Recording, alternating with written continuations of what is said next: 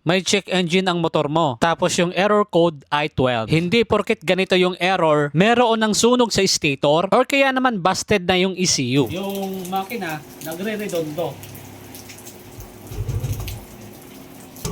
So di ba nakakaikot siya? Ayun o. Pero hindi nakaka-start. So ang problema niya mga boss, wala sa stator, wala sa ECU. So ngayon, hahanapin natin yung problema dito. Either sa spark plug cap, spark plug, ignition coil, fuel pump, hindi nagbabato ng gasolina, tapos battery, and then yung pinakahuli, CKP sensor. Unang gagawin, alamin kung nasa tamang voltahe pa yung battery. Ito medyo mababa, pero hindi ito yung dahilan kung bakit hindi umaandar ang motor. Pangalawa, i-check ang compression ng makina. Baka naman hindi sumisipa. Sa pag-ikot ng magneto, mararamdaman kung kumalang yung front belt. Pangatlo, ikabit yung spark plug sa spark plug cap at dapat nakasalpak ito sa ignition coil. Idikit ng bahagya yung dulo ng spark plug sa body ground ng motor at tingnan kung may lumalabas na kuryente habang pinupush start. Meron, di ba? Yan. Isa pa.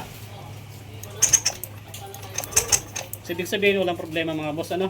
Pang-apat, mag-double check na rin sa spark plug. Hindi porket naglalabas ito ng kuryente, okay na. Pang-lima, pakinggan kung umuugong yung fuel pump kapag sinususi ang motor. Silipin mo na rin kung naglalabas ng gasolina galing fuel pump palabas ng hose. Mas maganda kung isama mo na yung injector. Dahil wala naman ako nakitang problema sa mga nabanggit ko, ginamitan ko nga ito ng scanner. Nakita ko nga dito na may problema na yung CKP sensor. At eto nga yung unang findings ko noong tinitingnan ko yung ikot ng magneto. Pang-anim, i-check mo na rin yung kalagayan ng stator coil. Baka naman may sunog ito. Tsaka linisin mo na rin. Pang-pito. At ito yung CKP sensor kung bakit hindi nakakaandar ang motor. Ang tanong, paano ko nga ba ito nalalaman? Nasira na. Kahit walang diagnostic tool. Eto, ginagamitan ko ito ng CKP tester. Dapat sa pag-on ko ng device, walang iilaw dito sa apat na LED. Kapag meron, sira na yan kahit brand new pa. Pagdating sa CKP sensor, marami tayong nabibili through online. So, paano natin malalaman na working ito at walang problema? Etong device lang din yung ating gagamitin para ma-verify natin yung item. Dapat sa pag-on ng aparato, walang iilaw ni isang LED. Iilaw lang ito kapag pinadaanan ng magnet ang apat na sensor. Sa ngayon, tinatanggal ko na yung mga dumi dito sa magnetic coil. I-buffing nyo na rin yung magnetic pole or kaya naman lihain para matanggal yung mga nakakapit na kalawang sa paglilinis ng stator coil. Ingatan nyo itong hindi masugatan para in the future hindi ito magkakaroon ng problema. Pangwalo, dito sa magneto, i-buffing mo na rin or kaya naman kiskisin ng liha at alisin yung mga kalawang sabay pintura na rin. Pangsyam, huwag mong kalimutang i-check itong pin terminal galing stator papuntang ECU. Kadalasan nagkakaroon ng sunog dyan. Ganon din dito sa pin terminal connection sa stator. Pero dito nakarekta na at nakahinang. Pagkatapos ko na-install yung mga parts na napalitan at kinabit ang dapat maibalik, ngayon papaandarin ko na itong motor.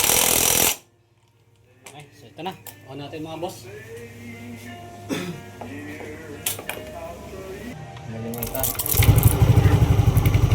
Ayan.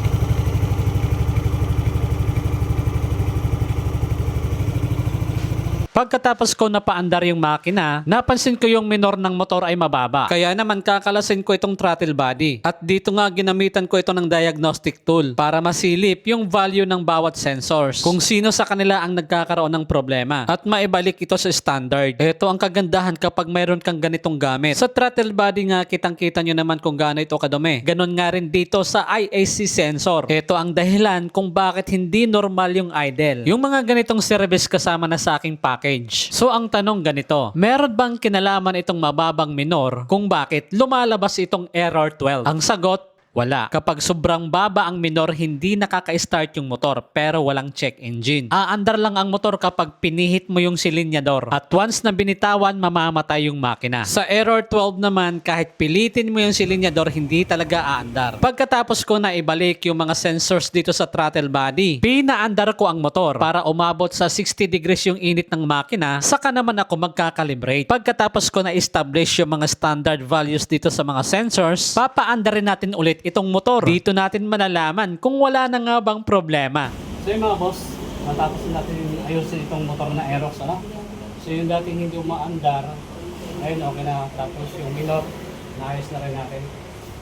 And then mga boss, nagpalit tayo ng CKP sensor. Ito yung dahilan kung bakit hindi umaandar yung motor.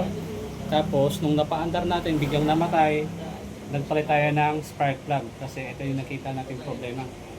And then pinasabay na rin ni Sir yung pagpapalit ng spark plug cap. Kasi ito yung pang Mio, nakakabit dito. Nagpalit tayo ng pang Aerox. So ito na mga boss. Okay. Ayan, start na rin.